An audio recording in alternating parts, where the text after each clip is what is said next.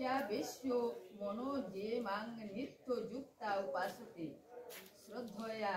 পরয়ুপেতাস্তি মে যুক্ত তোমা মতা।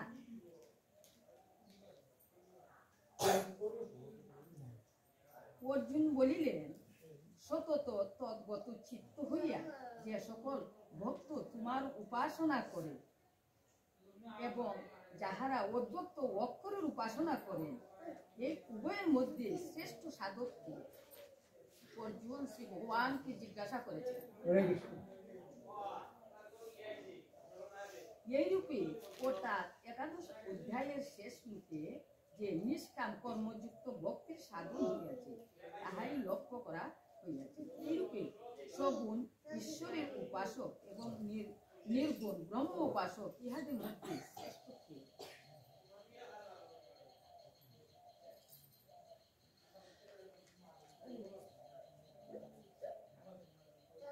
যত করো মনের দেশ্য ব্যক্তম পর্যভাসতে সর্বত্র গম চিন্তঞ্চ কুতস্থ মচলং ধ্রুবম সংযমেন্দ্রিয়ানা গ্রামং সর্বত্র সমবুদ্ধয়তে প্রাপ্নুবন্তি মামেব সর্বভূত হিতে রতাঃ। শ্রী ভগবান অর্জুনের প্রশ্নের উত্তরে বলেছেন যে যাহারা আমাকে মন নিবিষ্ট করিয়া নিত্য যুক্ত হইয়া পরম শ্রদ্ধা সহকারে আমার উপাসনা করে তাহাকে আমার মতে যুক্ততম অর্থাৎ উত্তম ভক্ত বলিয়া আমি গৃহীত করি। এর মধ্যে আমার যাহার জাতি গুণ ক্রিয়া সম্বন্ধ কিছু নির্দেশ করা যায় না, ইন্দ্রিয় সমূহকে বিষয় হইতে প্রতারিত করিয়া সেই নির্দেশ্য অব্যক্ত সর্বব্যাপী অচিন্ত কুটস্থ অচল ধ্রুব অক্ষর ব্রহ্মের উপাসনা করেন, তাহারাও আমার প্রাপ্ত হন। যে কোনো দেবতারই উপাসনা করেন না কেন তাহারাও আমারই প্রাপ্ত হন। এই উপাসনাও আমারই পাওয়া যায়, কারণ আমি নির্গুণ গুণী পুরুষোত্তম, আমি হইলাম জগতের পুরুষ। সগুণ নির্গুণ দুই আমার বিভিন্ন বিবাহ বা মাত্র, তবে সগুণ উপাসনা শ্রেষ্ঠ। ক্লেশ অধিকত স্তু তেষাং জাগ্রত শক্তু চেতু সাম অব্যক্তা হি গতির্যুক্ত দেহ মদ্বীর বা পত্রতে অনন্যে নৈবে যুগেন মাং ধ্যায়ত উপাসতে তেষা মোহং সমুদ্ধর্থা মৃত্যু সংসার সাগরাৎ ভবামি নো চিরাত প্রার্থ মজ্জাবেশিত চেতসাম। দেহাত্মা অভিমান রম্ভি যাহাদের দেহ আত্মবোধ আছে এইরূপ ব্যক্তিগণ কর্তৃক অদ্বৈত নির্গুণ ব্রহ্মে আসক্ত চিত্তে সেই সাধকগণের সিদ্ধি লাভ অধিক ক্লেশ হয়, কারণ দেহের ইন্দ্রিয়গুলিকে সংযম করিতে হয়। ইন্দ্রিয়গুলিকে যদি তোমার কথার বশীভূত আনতে পারো, সংযম মানে তুমি খাবার খাদ্য সবকিছু যদি নিয়ন্ত্রিত করিয়া রাখিতে পারো, তাহলেই তোমার দেহ শুদ্ধ হবে। দেহ শুদ্ধ করে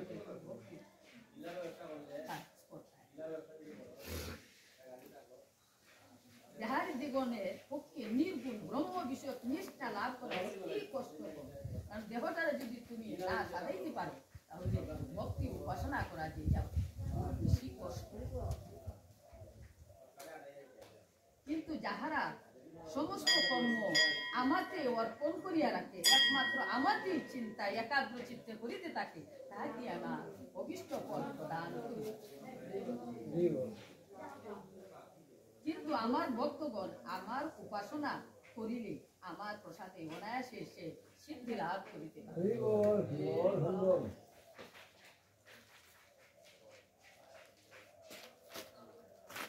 মজ্জব মন আদর্শময়ী বুদ্ধি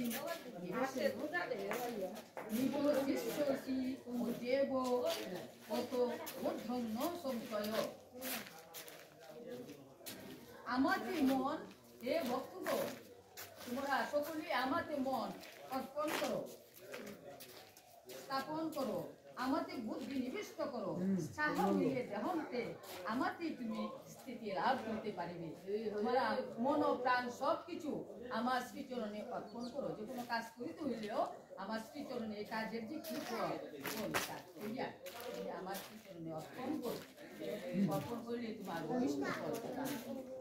দেহান্তে আমাকে, কারণ আমরা মৃত্যুকালে যা ভাবনা চিন্তা করি তাহাই পরজন্মে পাই। আপনি একজন ধনীর ঘরে জন্ম নিছেন, একজন গরিবের ঘরে জন্ম নিছে, তারাও যদি মৃত্যুকালে এই বাসনাটা তাকে গরিবে যোগ যে আমি পরজন্মের জন্য ধনীর সন্তান ভগবান তাহাই পূরণ করিবে। কত হইল আমার মৃত্যু সময়ে যা আমার মনে উদিত হবে ভগবান তাহাই পূরণ করবে।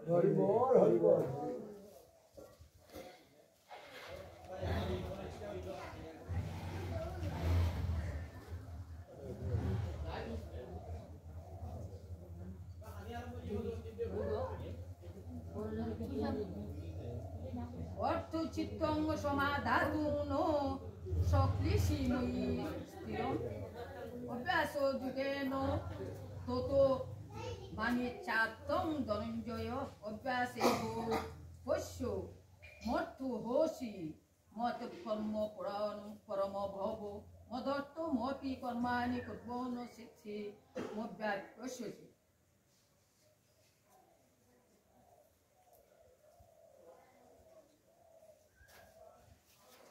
হে ধনঞ্জয়,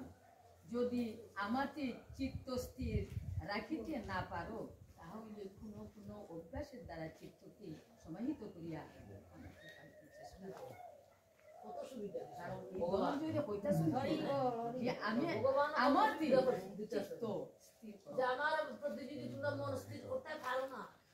মানে অভ্যাস করতে থাকো, মন প্রাণ স্থির হইলে হয় ভক্তির সঞ্চার, আর ভক্তি করলে মুক্তি পাই। এই আমরা সাধুতা বহু জন্মের ফলে এই মানব কুলে আসিয়াছি কৃষ্ণ, কিন্তু আমরা তো কৃষ্ণ ভজন করার কোন মন তাই ভগবান কি কইছেন, ভগবান কইছেন যে হরে কৃষ্ণ নাম নিয়ে একবার হইতে পারো না, অভ্যাস করো। অভ্যাসের সঙ্গে সঙ্গে তোমার সেই ভক্তি জাগ্রত হবে, তখন হরে কৃষ্ণ নাম করতে তুমি পূজা করতে পারবে। ভগবান বলছেন হে অর্জুন, অনুরাগী অর্জুন, দান দ্বারা তপস্যা দ্বারা আমাকে পাওয়া যায় না।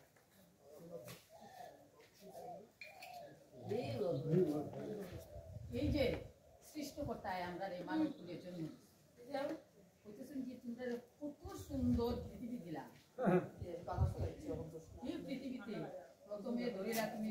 ধরনের দলিল তোমার দুটি চরণ, দ্বিতীয়তে বাহু সঙ্গে হবে তুমি তার চরণ,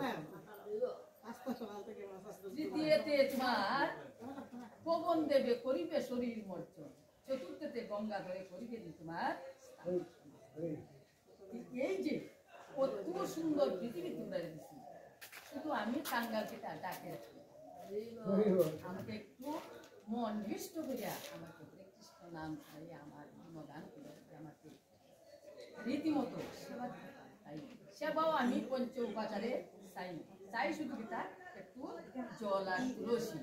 জল আর তুলসী যদি আমি ভক্তিভাবে অর্পণ করি তাহলে আমি ভক্তির অধীন হইয়া যায়।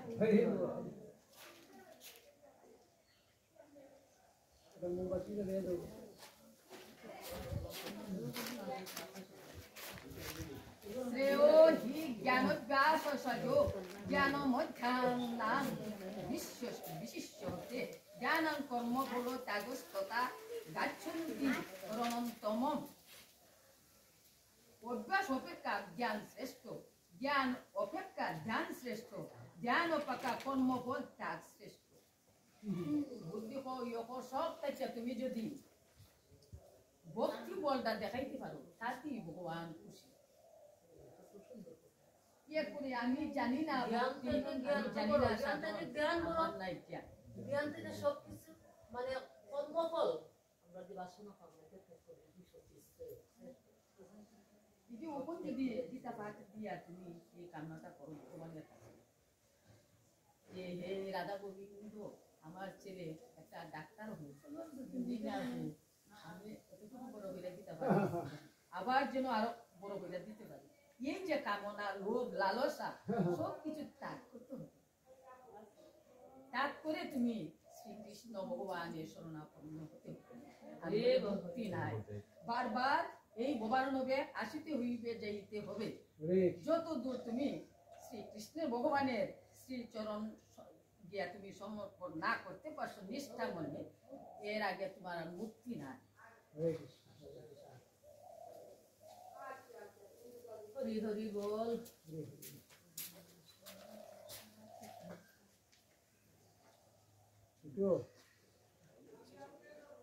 শ্রী ভগবান স্বয়ংই বলিয়াছেন যে নির্গুণ উপাসনা দেবতাদের পক্ষে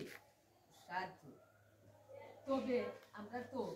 কামনা বাসনা মানুষ মাত্র সবই কামনা বাসনা মায়া এগুলি থেকে আমরা মুক্ত হতে পারি। তাই আমরা বারবার এই ভবানবে আসার যাওয়া, এটি আমরা সাথ। যেদিন আমরা কামনা বাসনা লোভ লালসা সব কিছু বর্জন করতে পারবো, সেই দিন আমরা শ্রীকৃষ্ণের শ্রীচরণে শরণাপন্ন হইতে পারবো। কিন্তু যত দূর না পারছো তত দূর আর মুক্তি নাই। এই সংসার সংসার তৈরি সুখালো না দুঃখালো, এই সংসার তৈল দুঃখের সুখের। কিন্তু এইগুলো মানে তার ভিতরে দিয়া কৃষ্ণ সেবা দিতে হবে, কৃষ্ণের গুণগান গাইতে হবে। এই লোক যে মানব পুরুষ এটা শ্রেষ্ঠ জন্ম, শ্রেষ্ঠ জন্ম ভগবান সৃষ্ট করিয়া দিয়েছেন যে আমার গুণগান গাইতে পারে, হরে কৃষ্ণ নাম উচ্চারণ করতে।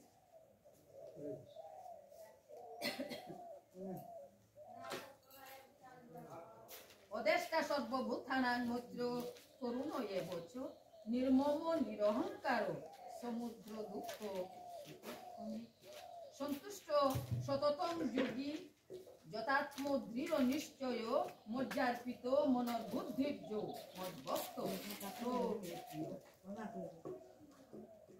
জন্মানু দ্বিজতি লোকা লুকন্ন দ্বিজতে হর্ষামস্য বয়োদ্বর্গ মুক্ত মে প্রিয় দৃঢ়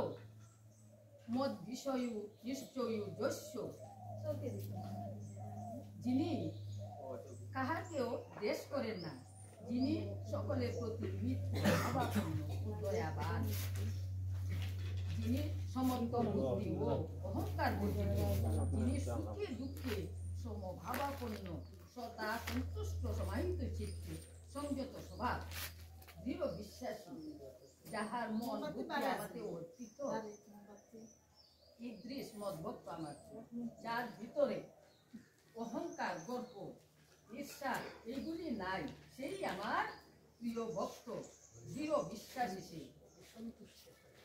অহংকার বর্জন করিতে হইবে, সুখী দুঃখে তুমি সমান, মানে অপমানের সবটা সমান বুঝতা। যা আমার একজনে গালি দিছে তারে আবার পাল্টাইয়া গালি দিব, এটা ওইটা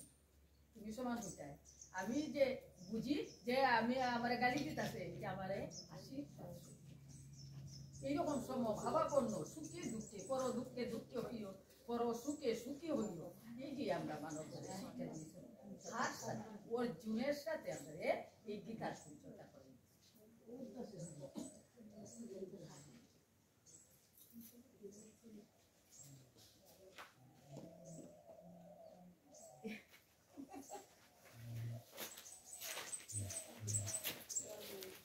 অর্জুন কইতা তুমি যে চক্রধর কৃষ্ণ, তুমি যে আমার পথ দাঁড়াই দিতেছ, তুমিও চক্রধর কৃষ্ণ আর পাতকি তারাও কৃষ্ণ, তুমি হে ভরসা, হে ভগবান তুমি তো ভরসা, তুমি পাতকি গুলোকে তারাইয়া দাও। ভগবান শ্রীকৃষ্ণ অস্ত্র দ্বারা কেউকে মারুন না, মানবিকা ভক্তি অস্ত্র প্রদান করতে তুমি সব জীবনের মধ্যে। এই ভক্তি অস্ত্র দ্বারা তোমার এই যে ছয় রিপু মনের যে কুবাসনা লালসা খুব লালসা এই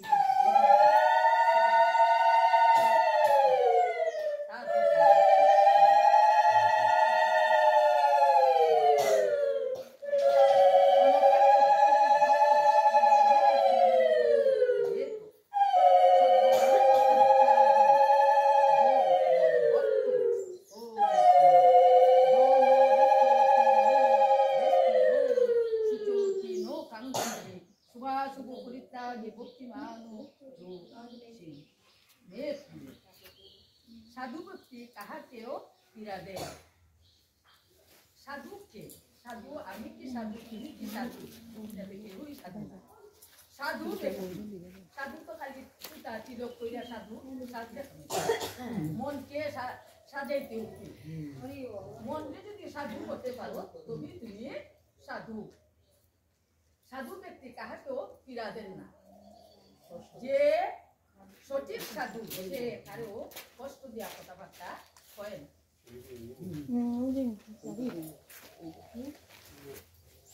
যাহা হইছে কোনো উদ্বেগ প্রাপ্ত হয় না। আমার গালি আমার দিতে উদ্বেগ হয় না। আমার গালি দিতে তারে আমি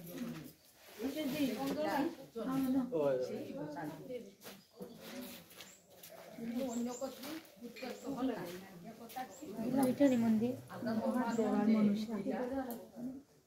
আমরা পারতাছি না।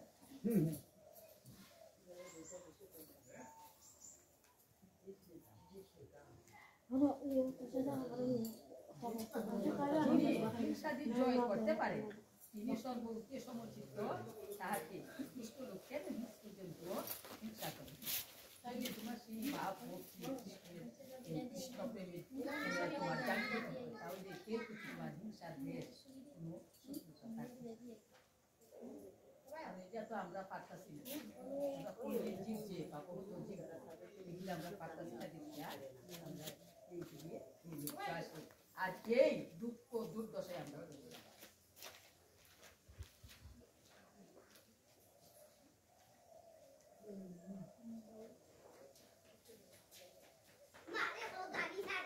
যিনি সর্ব বিষয়ে নিষ্ক্রিয়, শৌচ সম্পন্ন, কর্তব্য কর্মে অনরস, যে কোনো কর্তব্য করতে চাই আলস্য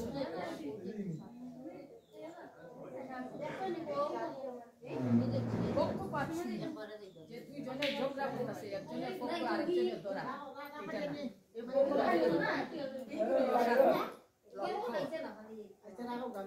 যাহা কি কিছুই মন পীড়া দিতে পারে না এবং ফল কামনা করিয়া যিনি কোনো কর্ম আরম্ভ করেন না, তার কিছুই ভক্ত আমার। যে কোনো এই যে তুমি গীতা পাঠ করতেছো, ভাগবত পাঠ করাইতেছো, কোনো আশা আকাঙ্ক্ষা করতাই না যে আমার কতটুকু আমার মনের আশা যেন ভগবান পুরায়, এইরকম আশা আকাঙ্ক্ষা জন্মে না যেন, এইরকম মানবরা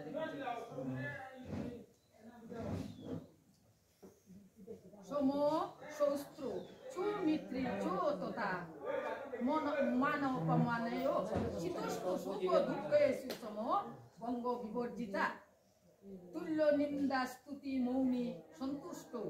যেন কেনচিত অনিকেত স্থিরমতির ভক্তিমান মে প্রিয় নর যেতু ধর্মমৃতমিদং যতুক্ত পজুবাসুতে শ্রদ্ধধানা মৎপরমা বক্তাস্তে হো ইতিব মে প্রিয়া। অর্থাৎ যিনি স্বর্গাদি কামনায় অথবা নরকাদির ভয়ে কোনো কর্ম করেন না, যিনি ফল আকাঙ্ক্ষা বর্জিত, সমত্ব বুদ্ধিযুক্ত, সুখ দুঃখ পাপ পুণ্যাদি দ্বন্দ্ব বর্জিত, তিনি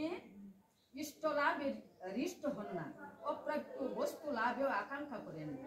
যিনি কর্মের শুভাশুভ ফল আকাঙ্ক্ষা ত্যাগ করিয়াছেন, ঈদৃশ্য ভক্তিমান সাধক আমার। যে কোনো ফলের আকাঙ্ক্ষা করে না, ঈদৃশ্য আনে না, উনি হইল আমার প্রিয় ভক্ত। সুখ দুঃখ সবটাই সমভাবাপন্ন, সমান ভাব থাকে, মানে অপমানে সুখ দুঃখ, ফল আকাঙ্ক্ষা বর্জিত, কোনো ফলের আকাঙ্ক্ষা করেন না, তিনি হলেন আমার প্রিয়। যিনি শত্রু মিত্রে মান অপমানে শীত উষ্ণে সুখ দুঃখে সমর্থ বুদ্ধি সম্পন্ন, শীত গরমে সব জায়গায় তোমার সমান বিস্তার, মানে অপমানে সুখে দুঃখে, যিনি সর্ব বিষয়ে আসক্তি বর্জিত, স্তুতি বা নিন্দাতে যাহা তিনি জানেন।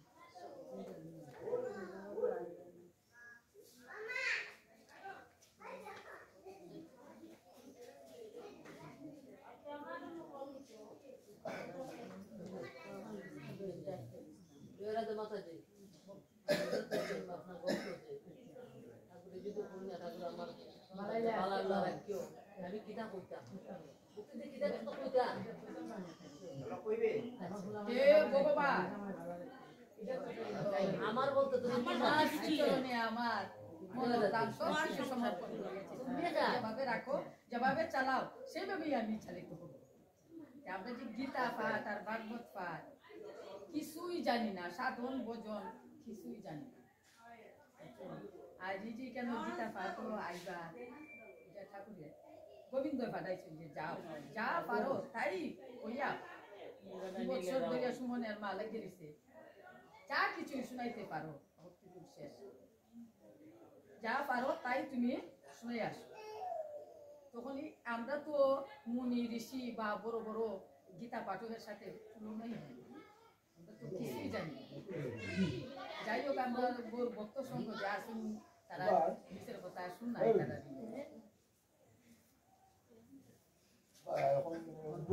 ভাগবত পাঠ যে ভাগবত পাঠ করা গীতা পাঠ করা কঠিন আসি টুকু কারো টুকু আসলাম এখন আরেস্ট বক্তব্য লাগবে কাটের অবস্থান দিলে মাইক তো হইরা শেষ করে কাটের বুকারে দিলে বাইরে কথা করবা ভাত বুকারে তো হইবে ভাত করবা দাও করবা না মাঝে সন্তান তার ছেলে লাগে তো সে আমার আসি এটা জয়রা ব্যাখ্যা কথা যেমন একটা মা একটা সন্তানের জন্য মানে প্রথম থেকে এত যত্ন করে মার যে কষ্ট মায়ের বুঝি না মনে করে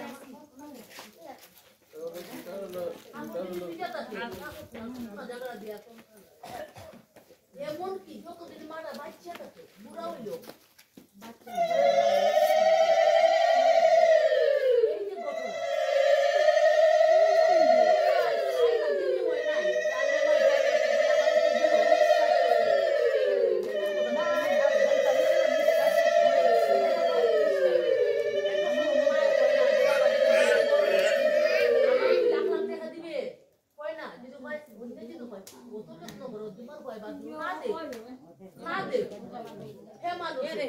কিন্তু ভগবান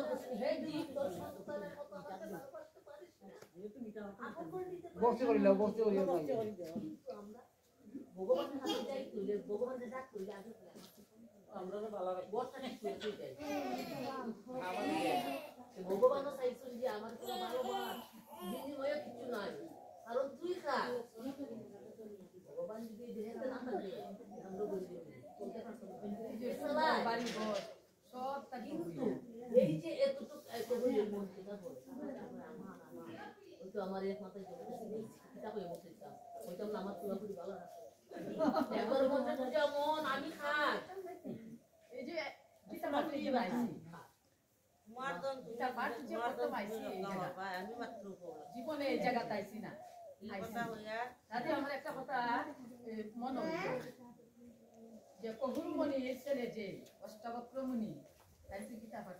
প্রতিযোগিতা দিয়েছিল কোন কারণে গেছিলা কহুরমণির বউয়ের নাম হইল সুজাতা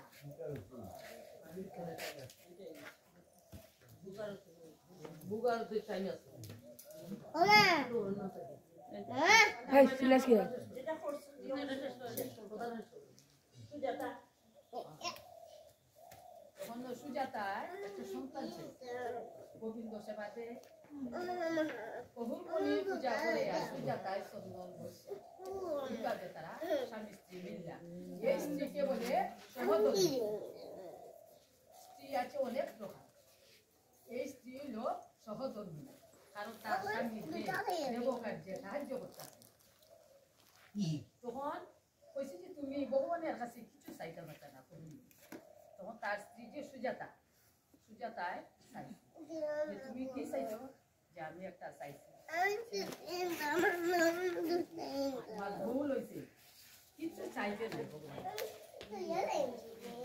এইভাবে সে পূজা করে যখন মহিলা 8 মাসের গর্ভ ঠাকুর দয়া করছেন যে সন্তান 8 মাসের গর্ভ অবস্থায় ভাগবত ভাগ করতেছে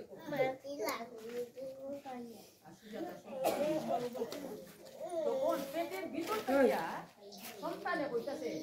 বাবা বাগপথ ফাট বন্ধ করো তোমার বাগপথ সব মিথ্যা বলে তোমার বাগপথ হেই ফাট হয় না হেই হপ তোমার কবুল মুনির রাগ পেটের সন্তান কইতাছে দাও সরে দাও এ সন্তান আর কবিলে যেন আটটা বাঁকাও আটটা বাঁকাও তখন তো সুজাতা তার সাথে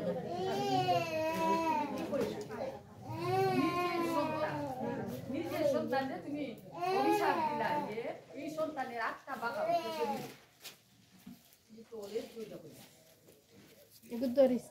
যে না আমার বাপ বলতে পারতো সে ভুল করছে পেটের সন্তানে ভুল করছে মানিয়ে নিতে পারছি না আমি অভিশাপ করতে তার অষ্টবক্র হয় বাকি তখন থেকে পরের দিন থেকে তারা আর অন্য পানি জুটাইতে খুবই কষ্ট গোবিন্দ তার প্রতি একটু এই যখন অবস্থা এইভাবে মিলাইতো শাক তারা একবার দিন জুটে কিনা এইরকম বাইরে কখন সুজাতার 10 মাস কখন কইতাছে আমার জন্য কিছু খালি দোকান না করো পেটের বাচ্চা মারা বাচ্চাটাকে কিভাবে পালন করবো তুমিও বাচ্চা মনে আমারও মনে হয়েছে আর এক জায়গা থেকে আরেক জায়গাটা অন্য মনে তখন শুনছি মেথিলাতে জনকরা যায় এখানে ভাগবত প্রতিযোগিতা চলছে যে ভাগবত তোমার ফার্স্ট হইব তারই ধনে জনে সব কিছু দিয়া জনকরা যায় বিদায় আর যে এটাতে ফেল করবো তারে জলে সাহিত্য করা হইছে এখানে বরুণের পুত্র তার নাম হলো বন্দি বন্দি হইলে প্রতিযোগিতা এই জায়গাটা যদি বাঘবুক ফুলিয়া বালা খাইতে পারবো বালা সন্তানটারে বাঁচাইতে পারবো বালা এরকম ইয়ে কইরা গেছে প্রথম দিয়া বাঘবুক ফাটো তাই পরাজয়ের সাথে সাথে যে বরুণের পুত্র হইল বন্দি তারে জলে সাহিত্য তখন এইদিকে তখন তো সুজাতা চিন্তা যে আমি উপবাসে শেষ পরের দিন জনক রাজা চিন্তা করলা এই বেচারি তো আইসি এই উদ্দেশ্যে গুড়ার গাড়ি বইরা দিয়া পাঠাইছেন খানি গুড়া সব কিছু দিয়া পাঠাইছে বহুত মুনির আশ্রম যে দিয়া তখন গাড়ি দেখিয়া সুজাতা খুব আনন্দিত যে আমার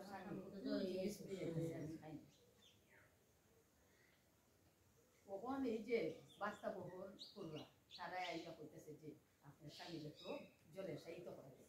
ভাগবত তাই করা তখন তো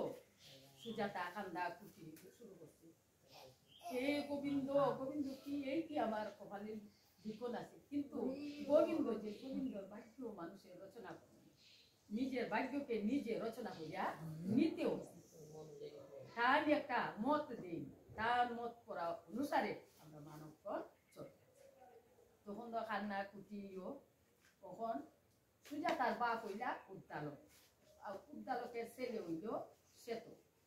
শ্বেতক যে এই বাচ্চার ক্ষমতার প্রসব তার নাম অষ্টবক যে 8টা বেকা যখন শরীরের মধ্যে তার নাম হইল অষ্টবক্র তার মামার সাথে সাথে বড় হইতেছে তখন অষ্টবক্র সবসময় উদ্দালকের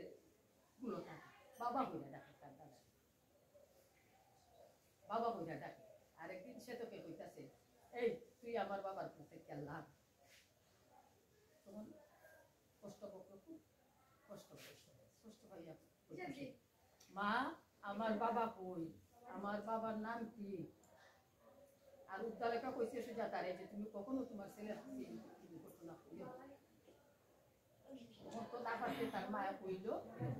তার মামার কইতেছে যে আজ থেকে তুমি আমার মামা তোমার তো আমি দাদা ডাকছি আজ থেকে তুমি আমার মামা চলো জনক রাজা ভবন যাই আমি গীতা ভাগবত প্রতিযোগিতা করব আমি শর্টের মধ্যে কইতেছি তখন রণ হয়েছে দিয়া অন্ধারীরা দাস সারে না যে তোমরা বালক মানুষ কি হোক তোমরা এই প্রতিযোগিতা কেউ কইরা অংশগ্রহণ করবা পারতাই না যে আপনি আমরা আমার প্রশ্ন করো প্রশ্নবক্তা কইতেছে আমার প্রশ্ন করুন আমি প্রশ্নের উত্তর দিব যা প্রশ্ন করবেন তারই আমি উত্তর দিব তে যদি আপনারা ইচ্ছা হয় তাহলে আমার প্রতিযোগিতা নিবা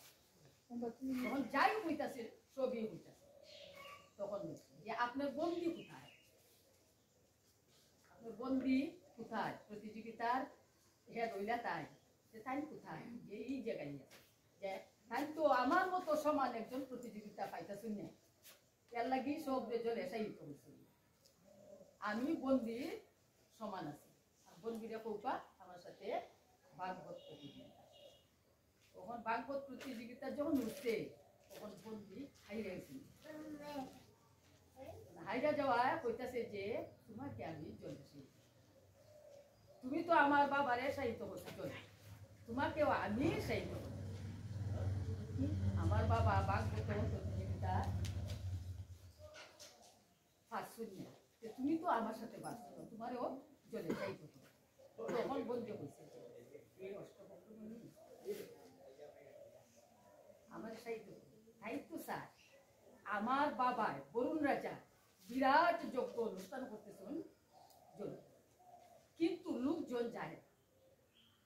আমার বাবার যে যজ্ঞ অনুষ্ঠানটা যে সম্পূর্ণ হবে লোকজন যায় না সেই কারণে আমি প্রতিযোগিতা দিয়েছি প্রতিযোগিতায় যে পরাজয় হবে তাকে তো আমি সাহিত্য করবো আর আমার বাবা যজ্ঞ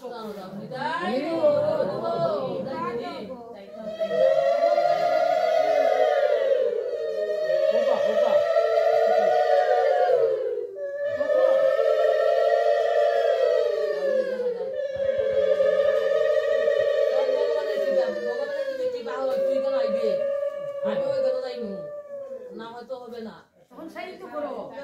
আর একটু অপেক্ষা করো আমার সাহিত্য করলে তোমার বাবা সহিতে সব ব্রাহ্মণগণ জামুনিগণরে আমি পাঠাইছি আমার বাবার অনুষ্ঠান যজ্ঞ অনুষ্ঠান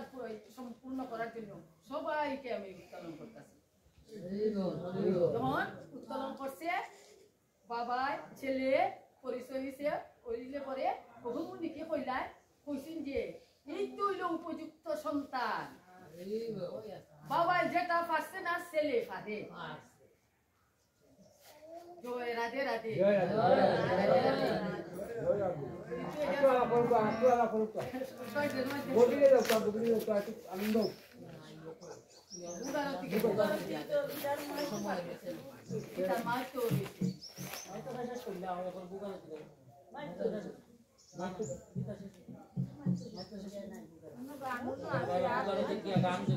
গান